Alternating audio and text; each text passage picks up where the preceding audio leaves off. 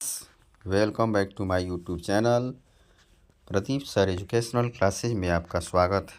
दोस्तों आज हम एमए राजनीति शास्त्र प्रथम सेमेस्टर के फोर्थ पेपर जिनका नाम है इंडियन नेशनल मूवमेंट भारतीय राष्ट्रीय आंदोलन से संबंधित महत्वपूर्ण प्रश्नों को लेकर आए हैं, जो आपकी परीक्षा की दृष्टि से अत्यंत ही उपयोगी और महत्वपूर्ण है। तो दोस्तों वीडियो के अंत तक बने रहिए, जिससे आपको संपूर्ण जानकारी प्राप्त हो सके। यदि आप हमारे चैनल पर नए हैं तो चैनल को लाइक और सब्सक्राइब अवश्य कर दें, जिससे आपको नए नए अपडेट्स समय समय पे प्राप्त होते रहेंगे। तो दोस्तों आज का वीडियो स्टार्ट करते हैं। आज का पहला प्रश्न है और बहुत ही इम्पोर्टेंट प्रश्न है। 1857 के विद्रोह के क्या कारण थे, उनका उल्लेख करना है। तो विद्रोह के कारण में सन 1857 ईस्वी के विद्रोह के अनेक कारण थे, जिनमें से निम्नलिखित इस प्रकार हैं। पहला है राजनीतिक कारण। लॉर्ड डलहौजी ने देशी राज्यों की कंपनियों के अधीनस्थ शासन क्षेत्रों में मिलाने की नीति को अपनाया। उसने धीरे धीरे देशी राज्यों को हड़पना शुरू किया। इसके परिणाम स्वरूप संपूर्ण भारत में बेचैनी और शक की लहर दौड़ गई। देशी राजे सशंकित होकर विद्रोह करने के लिए संगठित होने लगे। इसी प्रकार आप सामाजिक कारण दिखाएंगे। देशी राज्यों के क्षेत्रों को हड़पने की नीति के चलते राज दरबार पर आजीविका के लिए आधारित व्यक्तियों की आर्थिक स्थिति पर बहुत बुरा प्रभाव पड़ा। देशी राज्यों के सहयोग पर आधारित उद्योगों, दस्तकारियों और अन्य निजी व्यवसायों को गहरा धक्का पहुंचा। इसके अतिरिक्त अंग्रेजों ने भारतीयों को शासन से अलग रखने की नीति को अपनाया। साधारण जनता में भी असंतोष फैलने लगा, क्योंकि अंग्रेजों ने जातीय विभेद की नीति को अपनाकर उनकी भावना पर गहरी चोट पहुंचाई। इसी प्रकार तीसरा आप लिख लेंगे धार्मिक कारण। अंग्रेजों के सुधारवादी नीति ने हिंदुओं और मुसलमानों की धार्मिक भावनाओं को गहरा ठेस पहुंचाया। उदाहरण स्वरूप सती प्रथा का अंत, विधवाओं का पुनर्विवाह, ईसाइयों द्वारा धर्म प्रचार आदि घटनाओं ने कट्टर धर्मावलंबियों को सशंकित बना दिया। लोगों को यह महसूस होने लगा कि भारतीय धर्मों का कुछ दिनों में नामो निशान मिट जाएगा तथा संपूर्ण भारत में ईसाई धर्म फैल जाएगा। अंग्रेजों ने भी भारतीय संस्कृति को मिटा देना ही राजनीतिक दृष्टिकोण से लाभप्रद समझा, क्योंकि इससे भारतीयों के हृदय से राष्ट्रीय स्वाभिमान तथा अतीत के गौरव की भावना का अंत हो जाएगा। इसे आप देख लेंगे। इसके बाद चौथा सैनिक कारण है। अंग्रेजों की सेना में भारतीय सैन्य की बहुतायत थी। कुछ छावनियों की सेनाओं में दृढ़ एकता पाई जाती थी। दूसरी ओर सैनिक अनुशासन बहुत ढीला ढाला था। सैनिक में कई कारणों से असंतोष की भावना व्याप्त थी। चर्बी वाले कारतूस के प्रयोग के विरुद्ध सैनिकों ने हथियार उठा लिया। क्रांति का मुख्य भार सेना पर था। जहाँ जहाँ सैनिकों का सहयोग मिला, क्रांति की लहर दौड़ गई। फिर आप लिख लेंगे क्रांति का विस्तार, कि क्रांति का विस्तार कहाँ कहाँ से हुआ। क्रांति की शुरुआत कलकत्ता के पास बैरकपुर छावनी में 23 जनवरी 1857 ईस्वी को हुई। भारतीय सैनिकों ने चर्बी वाले कारतूस के प्रयोग के विरुद्ध हथियार उठाया। तत्पश्चात 10 मई को मेरठ विद्रोह आरंभ हुआ, जिसका प्रभाव उत्तर भारत के अनेक नगरों और प्रांतों पर पड़ा। दिल्ली, मेरठ, आगरा, इलाहाबाद, अवध, रुहेलखंड आदि के आसपास के प्रदेशों में विद्रोह ने काफ़ी जोर पकड़ा और अंग्रेजी शासन कुछ समय के लिए समाप्त हो गया। नाना शाह बहादुर शाह, तात्या टोपे, झांसी की रानी लक्ष्मीबाई, खान बहादुर खां आदि नेताओं ने जगह जगह पर क्रांति का नेतृत्व किया। सिखों और राजपूतान के शासकों ने क्रांति में भाग नहीं लिया। अंत में अंग्रेजों ने सफलतापूर्वक क्रांति को कुचल दिया। फिर अगला प्रश्न आपका बनता है 1857 के विद्रोह के परिणाम का वर्णन कीजिए। या 1857 ईस्वी के विद्रोह का परिणाम और प्रभाव क्या पड़ा। इसमें आप लिख लेंगे 1, 2, 3 करके। इस क्रांति के प्रभाव अंग्रेजों और भारतीय मस्तिष्क पर बहुत बुरे पड़े। विप्लव से पूर्व अंग्रेजों और भारतीयों का एक दूसरे के प्रति काफ़ी उदार दृष्टिकोण था।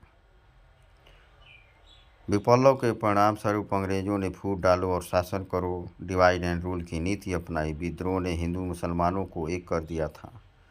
1857 की क्रांति ने भारत में राष्ट्रवाद तथा पुनर्जागरण का बीज बोया। इस क्रांति से आंदोलनकारियों को सदैव प्रेरणा मिलती रही थी और उन्होंने 1857 ईस्वी के शहीदों द्वारा जलाए मशाल को अनवरत रूप से जलाए रखने का प्रयास किया। फिर इसके परिणाम क्या हुए?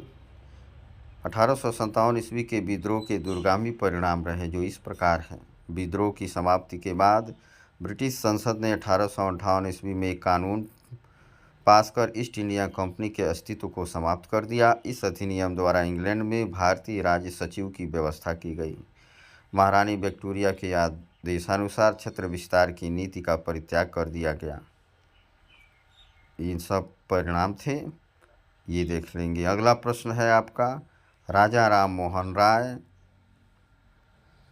भारतीय पुनर्जागरण के अग्रदूत थे, परीक्षण कीजिए। या राजा राम मोहन राय के सामाजिक और राजनीतिक विचारों को लिखिए, या राजा राम मोहन राय अथवा ब्रह्म समाज। एक ही प्रश्न को अलग अलग तरीक़ों से पूछता है, इसे आप देख लेंगे। राजा राम मोहन राय और ब्रह्म समाज।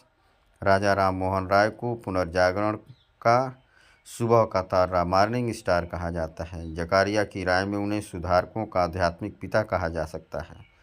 बहुत से विद्वानों ने तो उन्हें आधुनिक भारत के पिता तथा नए युग का अग्रदूत कहा है। फिर इनका जन्म आप देख लेंगे, कब कहाँ कैसे हुआ। सन 1828 ईस्वी में राजा राम मोहन राय ने ब्रह्म समाज की स्थापना की। इस समाज का उद्देश्य भारतीय संस्कृति और हिंदू धर्म में सुधार लाकर उसके खोए गए गौरव को पुनः प्राप्त करना था। ब्रह्म समाज ने निम्नलिखित धार्मिक सिद्धांतों का प्रतिपादन किया। ईश्वर एक है, उसी की पूजा होनी चाहिए। ईश्वर निराकार है, वह शाश्वत है, अदृश्य तथा सत्य है। ईश्वर की पूजा सबके लिए, उसमें वर्ण अथवा जाति संबंध का विभेद नहीं है। ईश्वर पूजा संन्यास, मूर्ति पूजा और कर्मकांड के द्वारा नहीं बल्कि आध्यात्मिक रूप से की जानी चाहिए। धर्म का कोई बाह्य आडंबर नहीं है। प्रार्थना की जानी चाहिए लेकिन मूर्ति पूजा नहीं।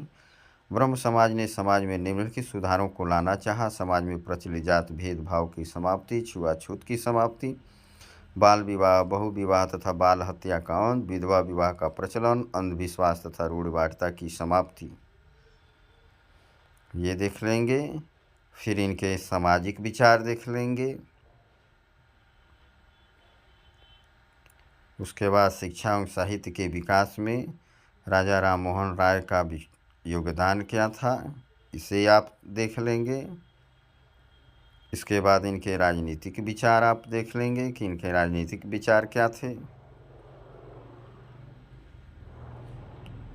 इसके बाद जो है अगला प्रश्न आपका बनता है, स्वामी दयानंद सरस्वती के सामाजिक एवं राजनीतिक विचार या आर्य समाज। क्योंकि स्वामी दयानंद सरस्वती ने आर्य समाज की स्थापना की थी, इसलिए इसे आप देख लेंगे। स्वामी दयानंद सरस्वती और आर्य समाज। सुधार आंदोलन में सबसे अधिक प्रभावशाली आंदोलन आर्य समाज का हुआ। आज भी यह संगठन सर्वाधिक लोकप्रिय है। इस संगठन के संस्थापक स्वामी दयानंद सरस्वती थे। उनका जन्म काठियावाड़ में 1824 ईस्वी में एक ब्राह्मण परिवार में हुआ था। उन्होंने संस्कृत, व्याकरण और वेदों में विद्वता प्राप्त की।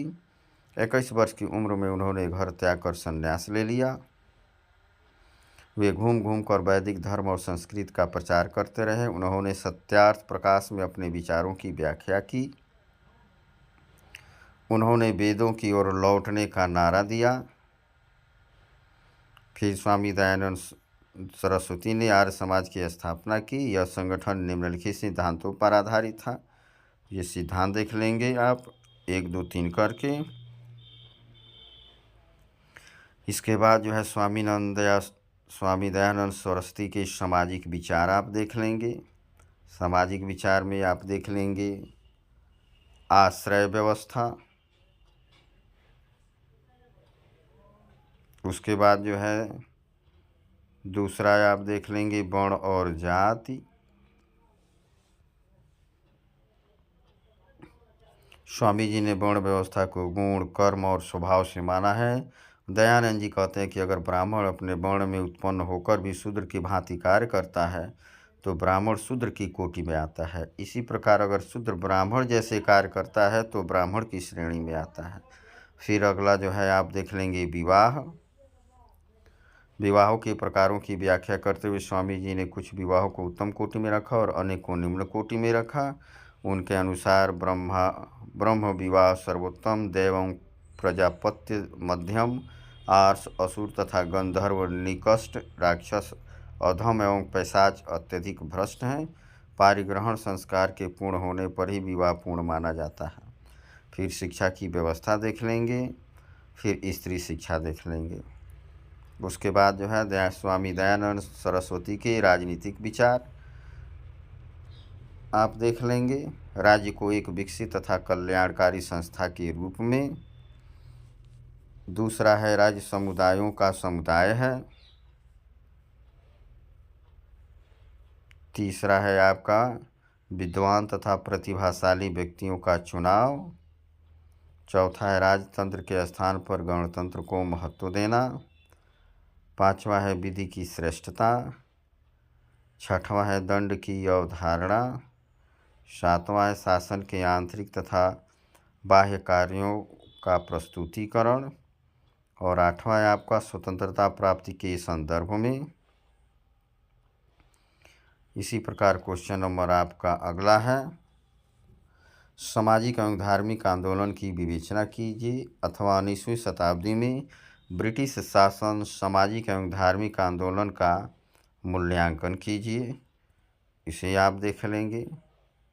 19वीं 20वीं शताब्दी में हुए सामाजिक धार्मिक सुधार आंदोलनों के लिए अनेक कारण उत्तरदायी थे। इनमें प्रमुख कारण इस प्रकार हैं।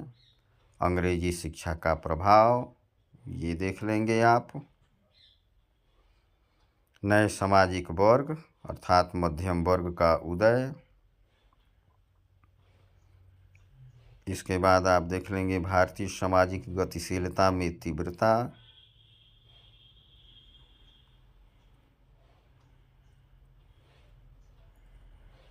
इसके बाद आप लिख लेंगे ईसाई पादरियों का धर्म प्रचार।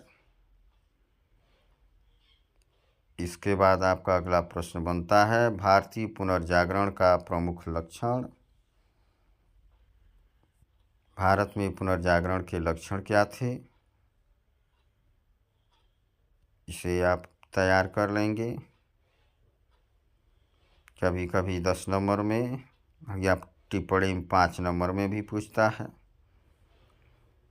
इसी प्रकार अगला प्रश्न है भारत में राष्ट्रीय जागरण की मुख्य कारण, या 19वीं शताब्दी में भारत में राष्ट्रवाद का उदय तथा विकास के कारणों की विवेचना कीजिए अथवा भारत में ब्रिटिश शासनकाल में राष्ट्रीय चेतना के उदय एवं विकास के कार्यों की विवेचना कीजिए। तो भारत में राष्ट्रीय जागरण किसी एक का परिणाम नहीं है, अपितु इसके अनेक कारण बतलाए गए हैं। इन कारणों को निम्नलिखित वर्गों में रखा जा सकता है: धार्मिक, राजनीतिक, आर्थिक, सामाजिक। फिर आप एक एक करके लिख लेंगे। धार्मिक कारण, फिर राजनीतिक कारण। राजनीतिक कारण में आप लिख लेंगे राजनीतिक तथा प्रशासनिक समन्वयीकरण, 1857 का विप्लव, लॉर्ड लिटन की अन्यायपूर्ण नीति, दरबार समारोह, प्रेस अधिनियम। और तीसरा है आपका आर्थिक कारण। चौथा है सामाजिक कारण। सामाजिक कारण में आप लिख लेंगे समाज सुधार आंदोलन, जातीय विभेद की नीति, विदेशी गमन। इसी प्रकार जो है अगला प्रश्न आपका बनता है थियोसॉफिकल सोसाइटी, 5 नंबर में या 10 नंबर में पूछता है। तो थियोसॉफिकल सोसाइटी के बारे में आप पढ़ लेंगे। इसके बाद जो है आपका अगला प्रश्न है ब्रिटिश राज की स्थापना एवं इसके प्रभाव की व्याख्या कीजिए। ब्रिटिश राज की स्थापना कैसे हुई और इसका क्या प्रभाव था, इसे आप देख लेंगे। ब्रिटिश स्थापना के प्रभाव, पाश्चात्य विचारों का प्रभाव, भारतीय प्रेस का प्रभाव,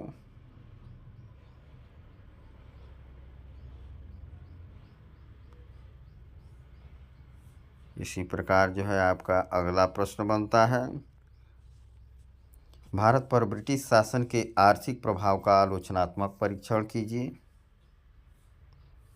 अर्थात भारत पर ब्रिटिश शासन का आर्थिक प्रभाव क्या पड़ा, तो आर्थिक कारण आप लिख लेंगे। आर्थिक असंतोष क्रांति का एक मुख्य कारण था। विश्व की अधिकांश क्रांतियों के पीछे आर्थिक अभाव एवं शोषण का हाथ रहा है। भारतीय राष्ट्रीय आंदोलन पर भी इसका महत्वपूर्ण प्रभाव पड़ा। ब्रिटिश शासन के पूर्व देश औद्योगिक क्षेत्र में बहुत आगे तो नहीं था, लेकिन यह धन धान्य से पूर्ण था। प्रत्येक गांव आर्थिक दृष्टि से स्वावलंबी था। अन्न काफ़ी पैदा होता था। घरेलू उद्योग धंधे तथा हस्तकला एवं कारीगरी काफ़ी विकसित थे। फलतः भारतीयों की आर्थिक दशा संतोषपूर्ण थी। अंग्रेजों के आगमन के फलस्वरूप पुराना आर्थिक ढांचा टूटने लगा। इनकी आर्थिक नीति के कारण घरेलू उद्योग धंधे नष्ट होने लगे।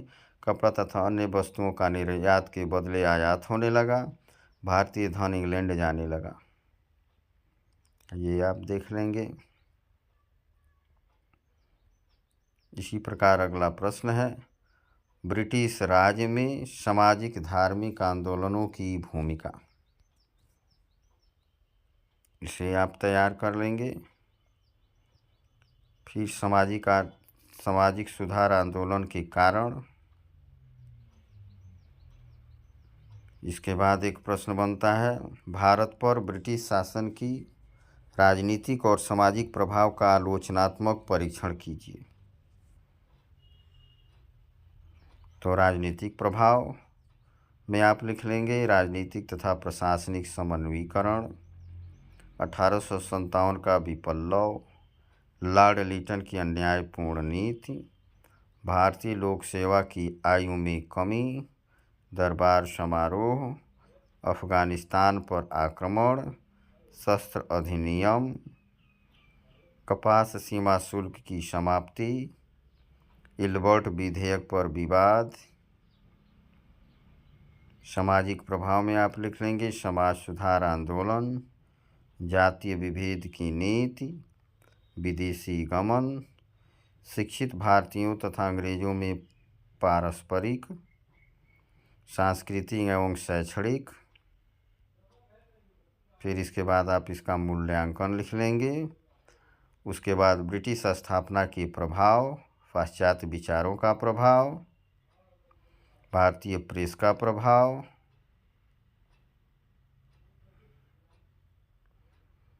इसके बाद जो है आपका एक लघु उत्तरीय प्रश्न बनता है, एनी बेसेंट के बारे में लिखिए, जिन्होंने थियोसॉफिकल सोसाइटी की स्थापना की।